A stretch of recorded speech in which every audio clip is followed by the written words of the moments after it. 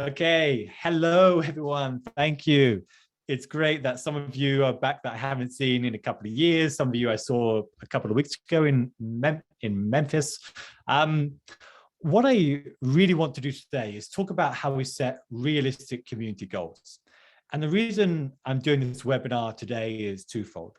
One is that we're doing so much more work in this space, and it's exciting to be able to talk about and share some of the work that we're doing. The other flip side of this is that the more work we do in this space, the more we realize that a lot of people at the moment, and a lot of us here today, I'm guessing, are being held accountable for community goals that simply aren't realistic. Often they're goals that are plucked from the sky. Often their goals aren't based upon anything. Often they're goals that are just the wrong goals to begin with. And this really is a shame, because what I think we all know today is that we have more data than we know what to do with. We have more data than we have ever had. And sure, I know a lot of us complain we don't have this data from the vendor or that data from the vendor, and we're never going to have the perfect solution. And there are companies like Orbit and Common Room and ComSol that I think are working on that. But fundamentally, we have an incredible amount of data. If you think about 5 or even 10 years ago, the level of data we had then, it was nowhere near what we have today. And the problem is we have more data than we know what to do with. So what do we do with the data that we typically get? Well, usually it's some form of this, where we build these big data sets when we can see all these different metrics, and they're really exciting. We see the number of unique visitors, and we can see the level of search traffic and percentage from search and who made their first contribution and who didn't. And we get all these great metrics. And then we take all these metrics and we put them in our fancy reports and showing what's going up, what's going down. And then we celebrate a job well done. And that's kind of it. And what's missing from this process is using data in a manner that is going to drive better results.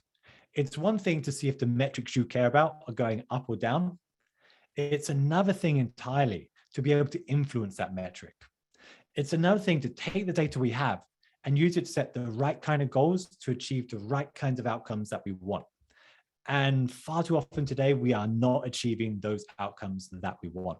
It reminds me a lot of a camera my parents bought a couple of years ago. My parents, you'll probably never meet them, I'm sure. They're not the most technology-focused people on the planet. So when they got a really expensive camera, I was kind of interested to see what they were going to do with it, because there's so many features and functionalities and the software and more lenses and all these kind of things you could add to it. But do you know what they did? They used the default settings on everything. What they wanted to know was that they had this really expensive camera and they were just using the default settings for it. And this is such a shame, but it's not too dissimilar from the way we're approaching our data today. Is that we invest a lot of time and resources getting the data. We invest a lot of time and resources collecting the data and pulling it from different sources and different channels. And then when we have it, honestly, I don't think we really know what to do with it. I don't think we have the capabilities to know what to do with the data. And what if we could use this data a better way to set realistic community goals? Because I really do feel at the moment, the way we approach goal setting is deeply flawed. And most often because it's not based on data, but that's not the only reason. And what I want to take you through today is, I don't know how long the session will be, maybe 30 minutes, maybe 40 minutes, but go through the process that we've been going through with some of our clients over the last maybe 2 years or so, and then highlight some of the advantages of that and some of the things that you can apply hopefully today to set far better goals for your community. So let's begin with the first problem at the moment, which is far too many community professionals today have the wrong goal to begin with. And if you know me, you know that I dislike engagement as a goal.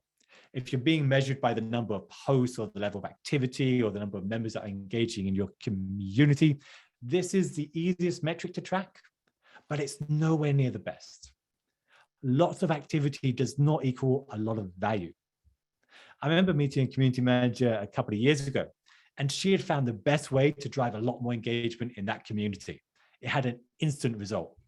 Would anyone like to guess what it was? She found an instant way to drastically increase the level of activity. You can put your answer in chat if you want. What do you think it was? It was one of the easiest things that anyone can do to increase the level of activity. Wasn't a giveaway, wasn't a freebie, wasn't asking people about their pets. She had found the greatest hack to increase activity I'd ever seen. She removed the spam filter. Now, I'm not saying that's a good idea. It's definitely a really, really bad idea. But it shows if all you're measuring is the level of engagement, then fundamentally, there are ways to increase the level of engagement by removing the spam filter or asking people about their pets or giveaways or these kind of things. But this kind of activity isn't the kind of activity that matters. And it goes back to a fundamental principle that the things that matter or the things that count are really annoyingly, frustratingly hard to count. And engagement as well has a natural downward curve over a period of time. Engagement can't increase forever. Once you have 6 billion or 7 billion people in your community, you've pretty much exhausted the supply of human beings. But that means everyone on the planet. But even within your topic, there's natural boundaries beyond which it gets harder and harder to recruit more people to join and participate. So engagement alone is never a good metric for measuring the success of a community. Yeah, as Perrine is saying, when you remove the spam filter, it's mass chaos. It definitely is, and it's definitely not a good idea. But if that's the only metric that the company is looking at, I can understand why she took that approach.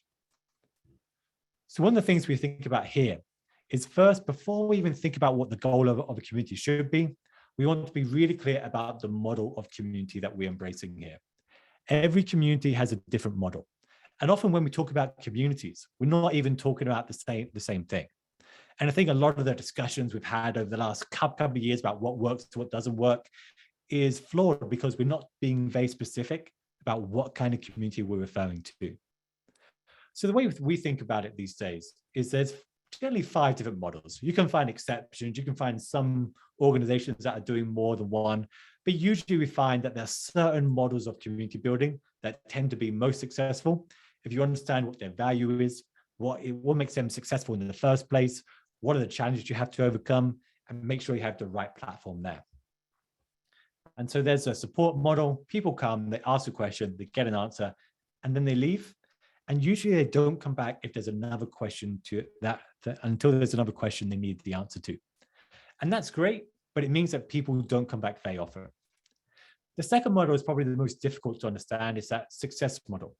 It's a place where people proactively go to a place to share the best advice, to learn the best techniques from one another, but it's proactive.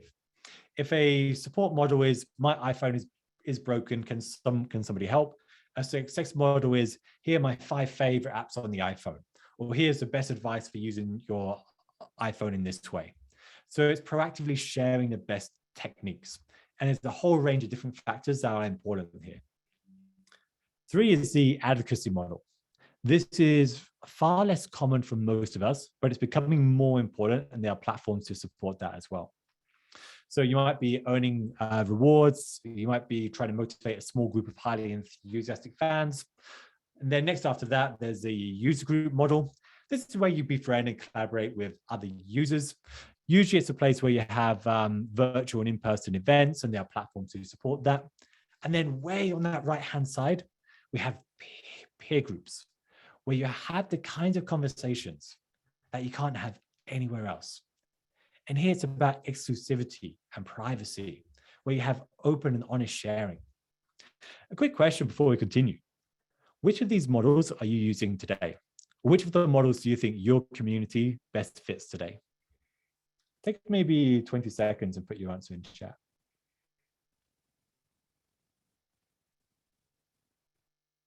User groups, peer groups, advocacy, list episodes, all 5. What do we have? Support and success. Yeah, support is usually the most common. Peer groups and user groups are getting very popular as well. Some are doing all 5. If you're doing all 5, there might be a challenge there, unless you're also embracing all of the conventions of all 5. But the critical thing to take away is that before you even decide what the goals of the community should be, they have to be aligned with the model of community you're creating. So if you're creating a support community, then things like call deflection and the customer experience are things that matter to you. If it's a success community, then things like product adoption, maybe customer experience as well, matters a lot. If it's advocacy, then it's growth, some metrics that represent growth. If it's user groups, then it might be more of a sense of belonging, or it might be people learning, getting up to speed as quickly as possible. It might be retention as well. If it's peer groups, then usually it's about that sense of belonging, having the right kinds of place where people can really engage with one another. But each of these models represents a different kind of value to the organization. And before you even think about what kind of goal you're going to have, make sure you're aware of the right model. Another big part of this is making sure we have the right data to begin with. I have absolutely lost track of the number of organizations that pull goals out of almost thin air and then wonder why no one accepts them or adopts them. When we work with clients, one of the first things we do is speak to as many stakeholders as we possibly can to really figure out what they care about, what they don't care about. What are the goals and the challenges that they see and they have to overcome?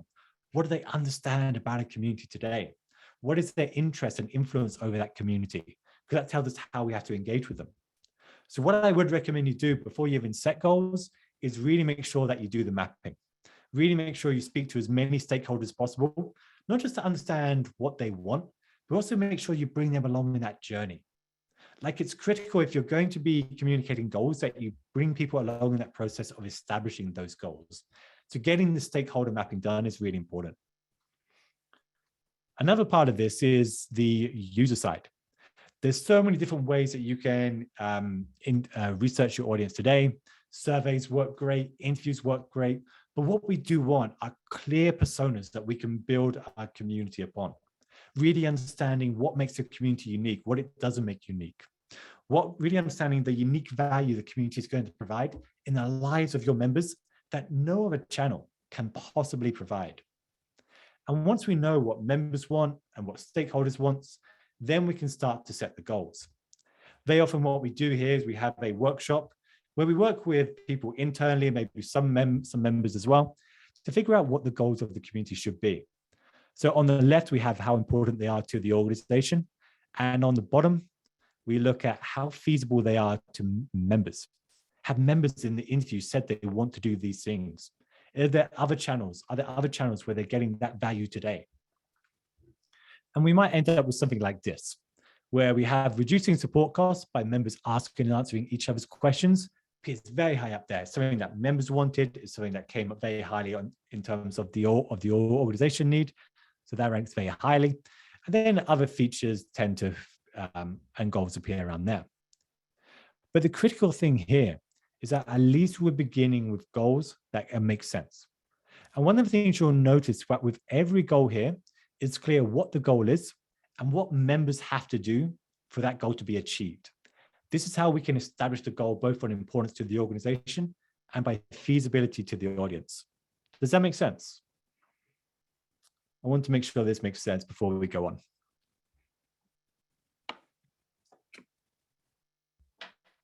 It's gone very quiet very suddenly. Really what we want to do here is just make sure we're prioritizing the right goal. And this for sure is an idealized circumstance. Sometimes when we do a workshop with clients like this, we have a senior stakeholder that arrives late, and we'll pick one of these at random, and we'll say, that is the goal. It happens, it's not ideal. What we want to do is bring everyone along that journey. So once we set goals like this, everyone is bought in. Everyone understands that there's a clear alignment here between the importance of what the organization needs and then how feasible that behavior is. And the closer a goal gets to the top right of this, the more valuable it's going to be to you and the more we'd recommend prioritizing that. But what I don't want to do too much in this session is talk too much about goals, at least at this level. There's a lot of material out there you can read about goals and ROI and these kind of things. But I recommend maybe after this, I can share some resources and templates for this. But I recommend just going through some of this and making sure it aligns with how you're approaching your goals at the moment. And then we need some simple metrics to track success. Let's imagine the goal is somewhat vague, improving the customer experience. Imagine we'll be handed that up on high. And then we have two metrics for success. One is the number of answered questions per month, and two is the member satisfaction level in that community. But what we notice is that in these metrics, there's something missing. Can anyone guess what's missing in these metrics here? There's something very fundamental missing when we think about these metrics. Yes, the figures, the values, right? This is what's missing. What should these exact metrics be? And what I think happens in probably maybe 60 to 70% of the client calls we have is that people can often tell me what the goals are and what metrics they're tracking. What they can never tell me or never tell the members of my team is what is good and what is bad. Is a 10% increase good or bad? Is another 100 in whatever metric they're tracking good or bad? And they can never seem to tell me what the exact metrics is, which leads us to the next issue we're trying to solve, which is how do we find the right targets to begin with? Targets should be very precise in nature. We've heard about SMART goals before. Yes, that makes sense. But I think we even need to go beyond that. So there's plenty of examples of precise targets that companies have used before. They're usually very precise, they're time limited. The challenge isn't writing a sentence like this, it's finding the right value to go with. How do we find the precise targets? The one golden rule of this is that we use trends. So let's go through an example here of what I mean. Let's imagine we're tracking the number of answered questions per month as part of the goals, part of the metrics that we covered. You see that metric on the far right. This is from a real world example here. Is that 20% increase achievable? Put yes or no in the chat if you can. Do you think this is achievable or not? Catherine says yes.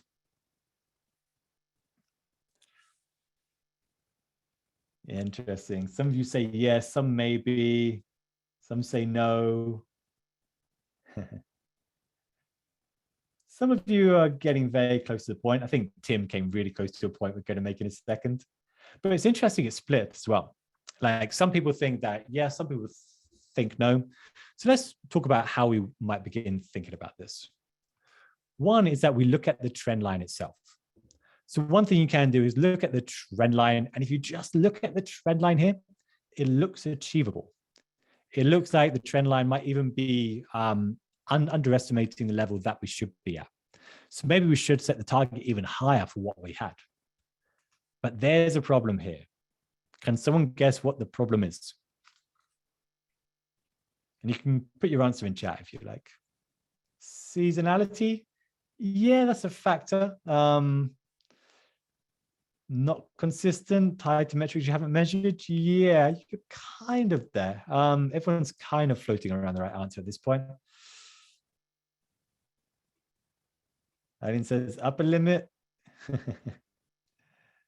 Time. The problem is that is data from 2018 still relevant for today? Like, I don't think it is. And if we just look at from the past year or so and set a target based upon that, what we find is that the growth hasn't really increased. It's kind of plateaued. It's become more volatile perhaps, but it's plateaued over the last year or so, which might suggest that we had the wrong trend line in the first place, as Mark just pointed out here. So there's other ways that we can think about this. One of them is to use a different trend line. You can use a polynomial trend line here that might be more accurate. And then I can see, well, maybe it's beginning to decrease and the target now seems even more difficult to achieve. That's one way of doing it. Another way is to use more complex methods of doing this. If you have a background in statistics, it's going to be really easy for you. If you don't, it might be a little bit difficult, but we're going to go at the most basic level, something that all of us, I think, can do here today. Is to only use the past year of data to forecast the future. Yes, there are exceptions here and we're not going to come to them, but you can use the past year of data to forecast the future. And one of the things you can do here is go to Google Sheets. I think maybe Excel has a similar formula to this as well, and predict future values based upon past values. And there's a bunch of really interesting stuff you can do here that makes sense. So what we might find is when we do a forecast based upon data in the future, we can see what the likely targets might look like. I've included some actual data here as well, but we can see what the actual trend line might look like if we only use data based upon the past year. And when we measure this out, we see, okay, there's kind of an indication of what to expect here. And the initial target seems to be a little bit higher than that. So that might be an achievable goal. But at least now we have a trend line that's based upon the past year of data. Does that make sense? I know we're going quite data heavy in this session. I just want to make sure that everyone understands. The most important thing, and I'll repeat it again, is you don't pluck a target from thin air. Like, you really shouldn't be plucking a target at thin air at the level that, I mean, I'm looking at the people in this channel here. I don't think any of us want targets to be plucked from thin air here. The next thing you can do is set a trend line, but then there's a question of how far back should that trend line stretch? And if the data has leveled off recently, well, we want to be thinking about that as well. So what we're doing here is using data from the past year to forecast what the future is. But this raises an interesting question. An increase in the metric isn't necessarily an improvement. So imagine that you have a community that's growing at 30% a year, and then next year it grows at 20%. Is that an improvement? I mean, on the absolute number, for sure, that makes, it's an improvement. But in terms of your performance, it might not be.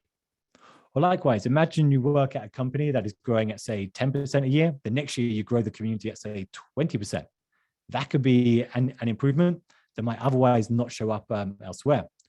Or imagine you're working for a community that's been in a decline for years, and now you begin to level off that decline. The absolute numbers might still drop, but the decline might be less. And so you have to be really careful when you're forecasting what the right goals are, that you're setting targets that really make sense. So rule 3 is to set your improvement targets.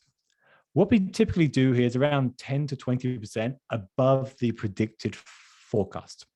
What I mean by that, if we look at the performance based upon the current trends, what we then have is 10% above and below that, or the margin of error, if you want to use a more technical term. But then we have a rough target of what's good and what's bad. If you're below that, then that's bad. If you're above that, that's good. I think that's fairly clear. But it gives you a range as you progress throughout the year, and we've added some additional data here as well. You can see if you're doing well or if you're not against the predicted trend. So it's not just about whether you're improving the metric from before, it's about whether you're improving it against the predicted trend. Let me do a quick check if everyone is still with me here. Does that make sense? I'll get to new communities a bit later, perhaps. Awesome, everyone is still with me, thanks. So when we're thinking about our performance, a great result is an improvement upon the current trends. And another factor to think about here, if you get a 20% increase in budget, then maybe you want to raise this bar by 20% as well, because it shows that there's a bigger result in place. So as you go through the year, you can see if you're on track. And an improvement is doing better than projected above a certain margin. You get to set what that margin is, but definitely you get to see this, what the result is. Venia says, I would honestly like to see this graph as a deviation chart. Yeah, we can do that, but I don't want to go too deep into the statistics side. Yeah, I want to keep this as easy to visualize as possible. But there's a problem here as well. At the moment, we've only used data and assumed that we can control that entire result. And the challenge is often we can't. Often we're accountable for metrics we can't influence as much as what we think we can. Can anyone think of an example of that? What is an example of a metric that we can't be fully accountable for, but is often set as a goal?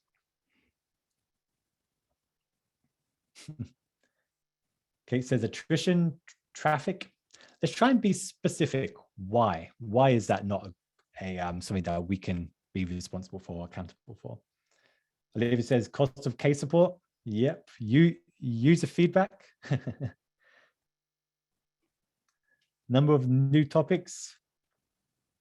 Let's think about this example that we're using here. The number of answered questions per month. What are the factors that influence the number of questions per month? Or the number of answered questions per month? The number of new questions. Yep. There we go. Venia, yes, the number of questions that are coming in the first place. Time of year, yeah. New product releases for sure. All these kind of things have a big impact upon the number of questions per month. And we can't influence a lot of that. And that's a big challenge. Often we think about the broader system that's in place for here. And often we can't control how many people are visiting the community in the first place. If we think about the journey that people go on before they ask a question in a community, and this is purely in a customer support sense, when we find there's a problem, most people these days visit a search engine. And then from that search engine, they might find a solution, they might visit a community discussion, or they might go somewhere else entirely, but let's assume that. And so a community plays a very specific role. And so you can't always indicate it that that's a key value of the community itself. And so if the number of questions is so much influenced by other factors, then we might want to think about what can we control and to what degree. So if customers have fewer problems to solve, or if the number of customers will decline, then community participation will probably drop. So you can be doing an even better job than what you did the year before, and the metrics you're tracking might still drop. That's a big challenge. So 3 data points we typically look at here is one is the number of new customers per month. Very important that we have that. 2 is the number of support tickets per month, not via the community, but via other channels. And 2 is the number of visits to the main company website each month. This isn't a definitive list, but what we find is that usually there's a correlation between any engagement metric in the community and these things. And when we start looking at that, if one thing is driving growth in both, we can't attribute that to the community. And if the level of participation is declining, and we see there's a decline here as well, it's probably not the fault of the community. Now, there's definitely people on this chat like Venia and co who can go, or Samantha and co who can go very deep into the data, metrics, and statistics. We're not going to go that deep into it, but I want to keep it relatively simple. So what we want to be looking at are these kinds of data points here. So we don't take the credit or the blame for metrics that are beyond our control. Is everyone still with me? Let's do a quick check. Honestly, I'm a bit nervous about this session because it's one of the most data-heavy sessions I've done. And so it's always going to be a challenge. If you don't have a background in statistics or data at all, it's going to be a challenge. If you do, it's going to be a lot easier for you and it'll be below your level. But the make sure is that we understand the basics of this. Once we know the basics, you can easily build upon that. So rule 4, the really fun part. And again, we can go into the statistics a lot more here. We're not going to do the prediction too deep here. But I do want to say, like, we want to incorporate outside factors into your targets. So let's imagine, and this is just an example, let's imagine there's a strong relationship between the number of answered questions and web traffic to the homepage. We're pretty convinced that web traffic isn't something we can control. I'm not talking about web traffic to the community. I'm talking about web traffic to your company homepage. We usually find there's a strong correlation here, typically because the more customers you have, the more people are visiting your website, the more people visit the community. And then we can start thinking about that. If the web traffic suddenly goes up or down, then our forecast should change as well. Does that make sense? If so much of the focus, or we know that there's something that's driving the web traffic and participation in the community, if we know that the correlation between them is quite strong, if the web traffic suddenly has a spike in participation, then we have to change our forecast for the community. Because if we look at this now, that initial forecast we have doesn't make sense. So we have to change this. And again, there's the same process we can use for that, where you can kind of see the outline of the web traffic behind here, but we can have a forecast that's dynamic, that is reflecting the factors which we can't control as well. It looks at the correlation between the variables that we're talking about, and then it changes the forecast as a result. And you'll notice that now the line is different. If we go back, we had a line that looked like this, very clear what's good, what's bad. But now when we're incorporating outside factors as well, we can see that what's good or bad changes throughout the year and changes based upon factors that are external to us. Is everyone clear what we're doing here? The methodology, I can go more into a bit later on perhaps, but I just want to make sure we understand the fundamentals of this. Is everyone still with me? Okay, is everyone not with me here? So what we have is now a forecast that raises or changes throughout the year based upon variables that we can't control and how correlated they are with the community. So Lacey asked an interesting question. Are they still connected to the community if the community is not the main company website? Yeah, absolutely. Because in your case, especially, like there's going to be certain trends that are going to be, and you'll see surges in activity in both the community and your main website as well. Just because one doesn't directly drive traffic to the other or they're not hosted in the same place, doesn't mean there's a common factor that's driving a lot of activity, but it's outside of the immediate control of that community. Hopefully that makes sense. Okay, I'm going to keep going. So now success has changed a little bit, but you can see here that, again, if you're above that green level, you've done a pretty good year. So the next question is, how do you impact your targets? And again, there's lots of different ways of thinking about this, doing this. I'll keep it as simple as possible, and it'll still get a little bit confusing if you have no background in this at all. But this is where you can go to a data person and get their help. What we typically look at here is, can we do a linear regression model? There's a lot of assumptions that are built into this. So what we've been doing with clients is looking at things like member satisfaction. And in this case, looking at what are the predictors of that by running linear regression modeling. Now, this is going to be very confusing if you haven't seen this before. You don't need to know a lot of it. But the key things here is that there are 3 statistically significant predictors that we were left with. 1 was the number of event attendees, 2 was the number of active MVPs, and 3 was the average time to first response. And what we found is that accounts for 86% of the variability in satisfaction. What this means is that changes in these 3 have an 86% change in the member satisfaction as well. So what we look for here is, what are the factors when combined correlate really strongly with what we're trying to achieve? So again, the modeling, if you don't know anything about this, it can be difficult and it can be very complex, and you can reach out to us for help or others for help, and they'll do that.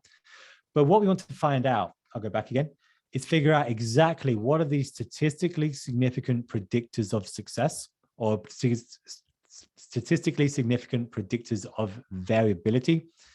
And then we incorporate that into what we want to move. Sorry, that question was so funny. That comment was so funny, I couldn't ignore it. That really put me off. Thanks, Mike. But essentially what it means is we find out what is driving the end result, and then we build a strategy around that. So now we start looking at, what does this whole strategy look like when we put it together? This is where a lot of these things will begin to make sense. So now we have a clear goal in place. The goal might be improving customer experience. We had 2 objectives that were set for us: improving the number of answered questions per month, improving member satisfaction each month. And we have a clear key result in place that's based upon the modeling that we have undertaken here. So we've done the modeling, we know what's most likely to be achieved, and then we can figure out exactly what are the metrics of that. And then we know as well what correlates most strongly with that by looking at the data. Does everyone get the objectives and key results part of this? I haven't filled out the key results on the right. I'll come to that a bit in a second. Just want to make sure this makes sense. So we have a goal, we have the objectives, and then we have the key results that are based upon the things that we know have the biggest impact upon the goal, because it comes from our data. When we talk about being data-driven at Feverbee, this is the kind of level that we mean, really getting under the hood and figuring out what has an impact and what doesn't. And now, once we know this, we can think about what kind of strategies make sense. So here we have strategies such as making it easier to ask questions, escalating unanswered questions, hosting better events, promoting them better, identifying and bringing back MVPs who are drifting away, showcasing unanswered questions. And each one of these now has a set of initiatives that we can execute over the next 3 to 6 months to achieve that result.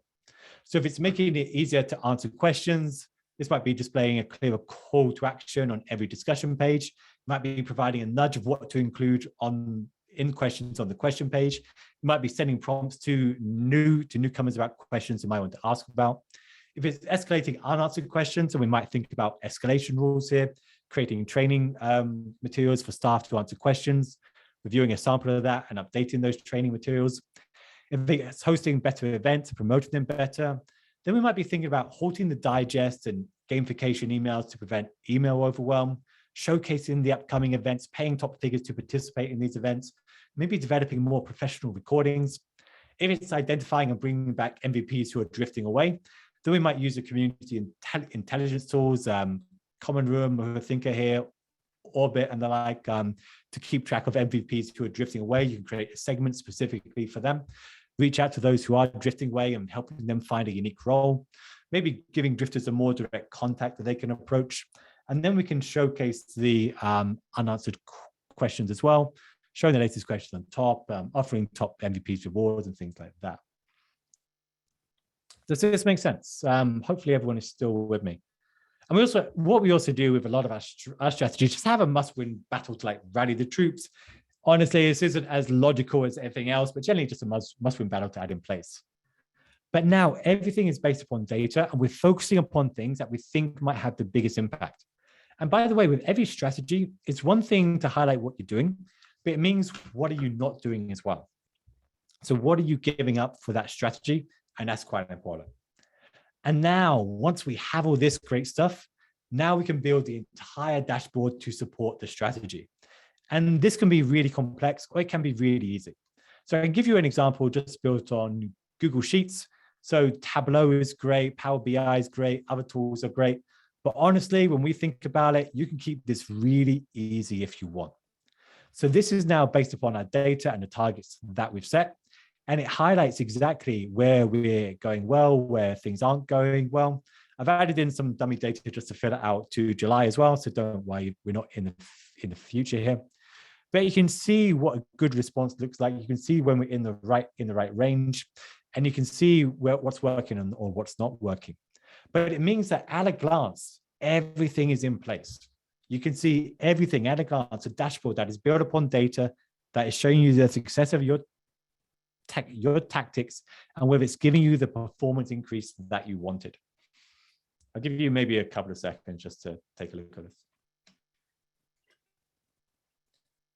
But this isn't as difficult to build as you want.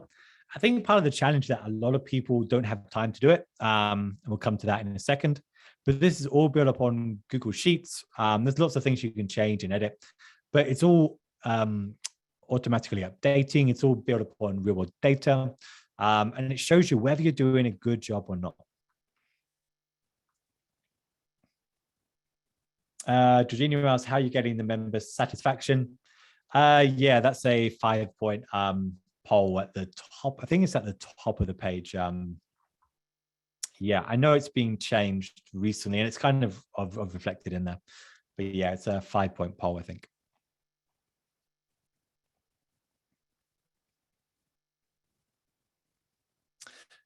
So this is what the end result looks like, a dashboard where everyone can see exactly what's working, what's not working. Again, there's other better tools you can do for this. Want to keep it as simple as possible, but it's now clear where the errors are, what you should focus at, what should be the kind of things that you could be paying attention to. And it's just one example. You can update this to anything that you want to update it to.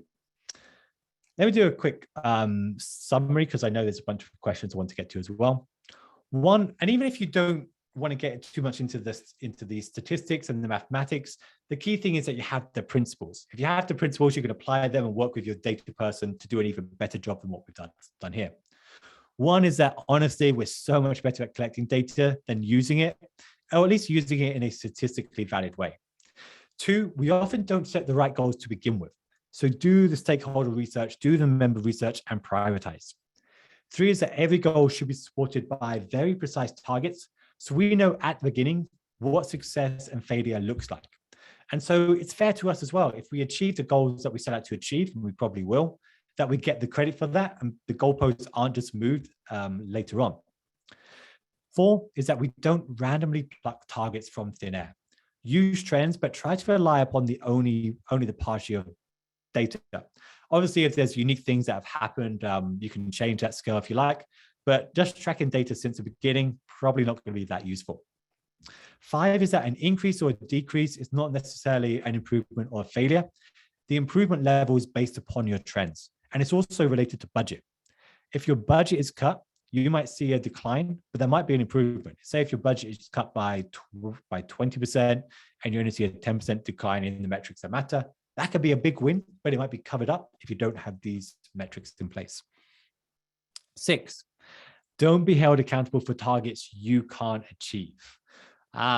If all of your target relies upon something else, then you shouldn't be responsible for achieving that, which is easier said than done. So what I would recommend is figure out what are the biggest influences of that. Is it customer support tickets? What correlates really strongly of that?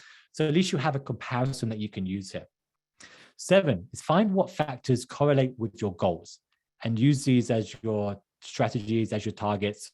Make sure that you figure out what are the statistically significant predictors of success. And then you can build out a detailed plan to improve these metrics. And then you can get a really cool dashboard that looks like this. It shows you exactly what's working, what's not working.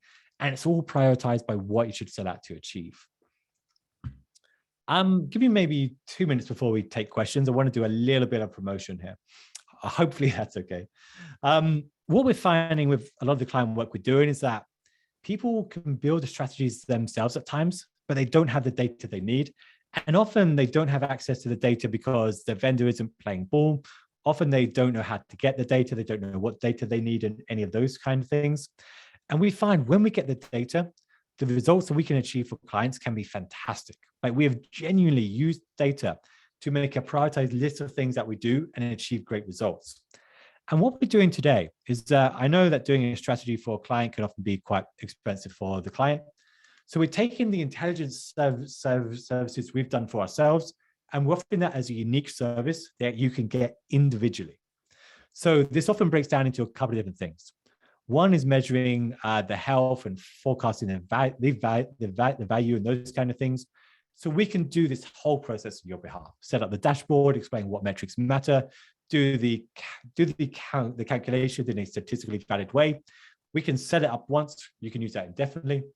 Another thing, we can help you prove the value and ROI of a community. We know a lot about how to do this in a statistically valid way.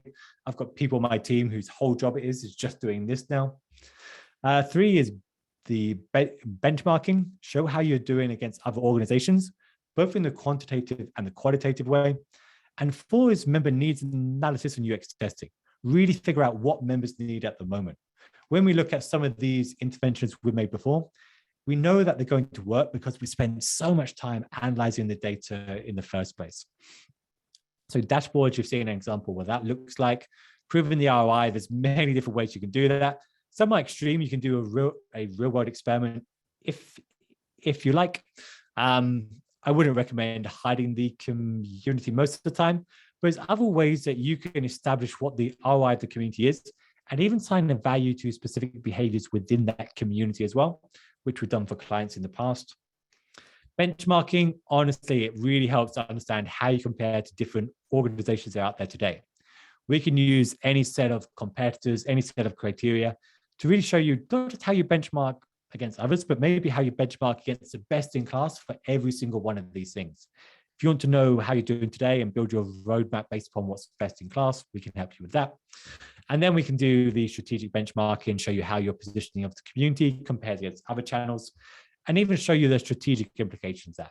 What are the areas that you should double down on, what are the areas you should reduce time on doing, all based upon data, all based upon member research as well. So hopefully that all makes sense. If you have any questions, feel free to ask. Now's the time. I'll just go back a bit. So let me do a quick question for you. Did that all make sense? Is everyone still with me? It is a rather intense session, and I know it's not a topic that gets talked about too often in the community space. I think when it does, data gets a very like basic treatment, and I think there's so much more exciting stuff that we can do with it. And at the moment, we're not. And often I think we're not because we don't have the resources. Like people managing communities shouldn't have to be experts in statistics as well. I mean, it's great if you are. If you're Samantha, then that's fantastic. But for most of us, it's not our job. But what I think we do need to know is what are the principles so we can go to our data person and tell them what they need to do. I think that's like the big win here, so we can work well with them.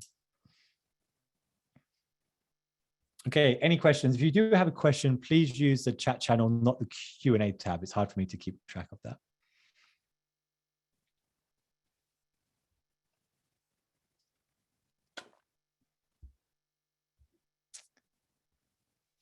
Thank you so much for the kind comments. I really do appreciate it.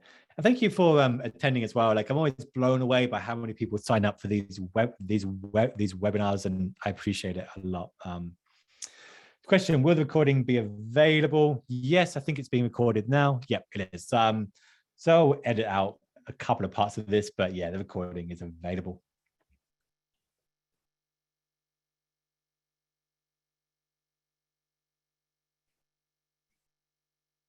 Any guidelines on how to set goals that don't incentivize the wrong behavior?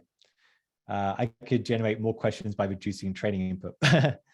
So here's the challenge. This is something that didn't come up, but it's a great question and we didn't really address it. Your data is only as good as your judgment. Like if you have bad judgment, then it doesn't really matter what data you have. And if people just want to achieve the data, there's always ways to cheat. Like removing the spam filter is a cheat. I wouldn't recommend it. It wouldn't make a lot of sense, but there's always a way to cheat. And it's impossible to set metrics that people can't gain. Like literally, I've been doing this for 14 or 15 years. You can, if you want to increase any metric, there's a way to do that and a way to cheat to achieve that. What I would say is don't rely just upon one metric. The more metrics that people have to be responsible for, then the better, then the harder it is to game. So for example, if you're measuring both let's say the number of answered questions and member satisfaction, it's very hard to game both of them. So you can definitely answer a lot more questions just by giving bad answers yourself, but then member satisfaction will decline as well. So try and pick metrics where you can't easily cheat them both. Hopefully that helps. I'm trying to skim through the other questions. There's a lot in chat. Thank you for your kind comments. Nadia, what tools do you use for statistical analysis to check the change in metrics is statistically significant? Again, there's tools you can use, like Python is fine. We use R, but Data Studio is another option. So R is our preferred tool. It's what we use, but it's also pretty much only useful for data and analytics, and it takes a long time to get up to speed with it. So it's not a case where you can just drop the data, run a line of code and it will work. You have to clean the data. You have to do an exploratory analysis on it. You have to make sure that the relationships are linear, and if they're not, you have to account for that as well. So finding the tool is the challenge. Finding the person that can use the tool usually is the challenge, which is why you might want to reach out to us, but there won't be an automatic tool for this. Lauren, how do you recommend combating metrics and goals set by outside stakeholders are unachievable and not representative of the community? Maybe sending them this webinar will help. I think the best thing to do would be to show them how their approach, if used on their own goals, would lead to perverse outcomes. So with people just pluck a goal from thin air, if you were to do that for them, obviously it would lead to a perverse outcome. And I've definitely been in situations, even really recently, where a client wanted to think was 100% increase within a year. And it's ridiculous. It's not achievable. And you have to get to where that goal comes from. And sometimes that goal comes from a place of, let's set the target ridiculously high because that will achieve the best outcome, which is fine. That's one way of doing that. Another way is simply to get people more involved in the process. So to take them through some of the principles here and showing them what success would look like, I think that'd be quite important. But I think questions like these are so dependent upon the stakeholders you have and the relationships you have with those stakeholders. So the first thing I would recommend is trying to get close relationships with them and understand the source of that goal. Phoebe, how you doing? Can you share some strategies how you can better showcase targets you can be accountable for, especially when execs plus cross-functional partners may push you for targets you can't achieve? It's kind of the same answer. Like, I mean, I know your situation in the past, and that's being a challenge. I think you have to be there very early in the goal setting process, and ultimately it comes down to relationships. I don't think there's a silver bullet. What I do think is to try and use some equivalent that makes sense to them. Like if you can make it or speak in the language that they understand, so how that process would lead to absurd goals for them, that can help. Trying to get them involved in understanding how to set realistic goals, that can help. But there's no silver bullet here. A lot of it comes down to relationships. Yeah.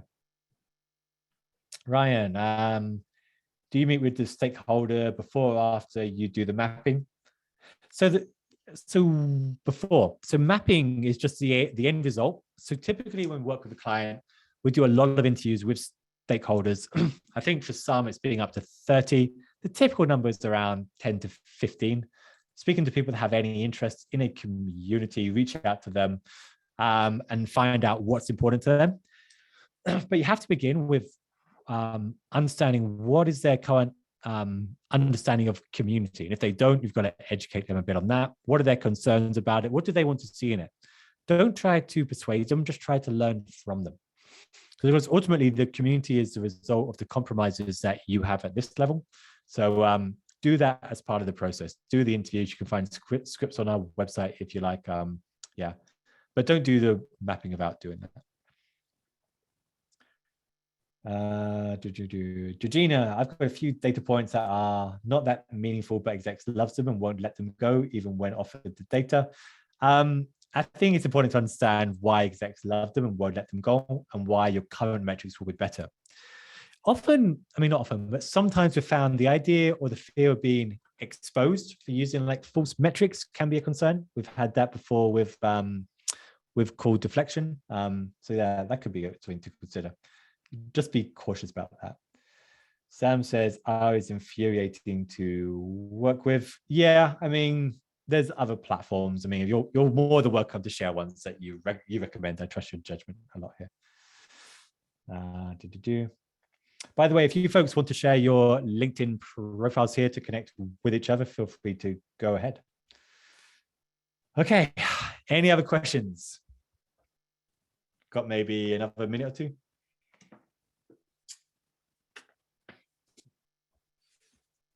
Yes, Chris, I'm sure you do use that for your community analytics.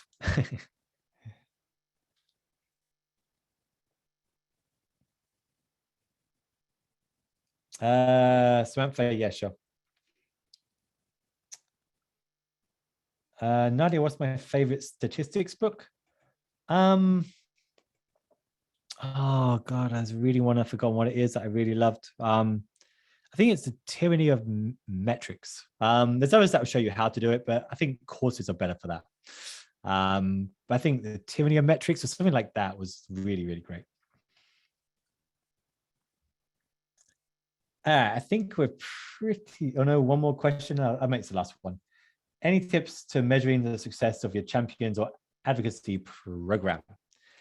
I mean, I think we're getting to a level where there's tools for that can do that quite well. But I think the challenge is, what is the goal of that program? Like if you're creating a program, then there's a metric that they're supposed to achieve. And so that would be where I'd begin. What is the goal of that program to begin with? And then you can make that work.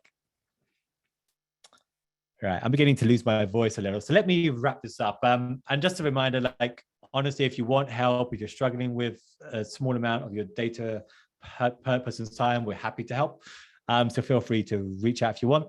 Otherwise, I just want to say thank you so much. This has gone really well. I'm quite surprised by how enthusiastic most of you were. So thank you so much for that. If you have any questions later on, feel free to reach out as well. Thanks so much, everyone, and I'll speak to you soon. Goodbye.